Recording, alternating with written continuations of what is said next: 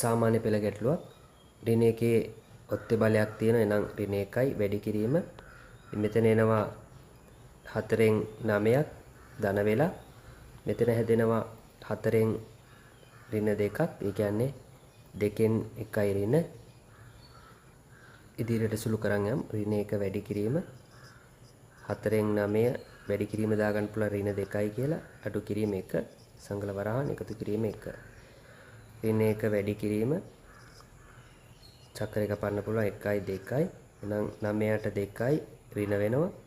අඩු කිරීම 1 එකතු කිරීම 1. ඊට පස්සේ ඍණ 1 එළිය තියාගමු. ඇතුලෙන් එනවා 2න් ඍණ 11ක් එකතු කිරීම 1. එහෙනම් එනවා 11 යට 2ක් ගුණවරාම ධන වෙනවා. එකතු කිරීම 1. එහෙනම් එනවා 2න් 13. පිළිතුර 2න් 13.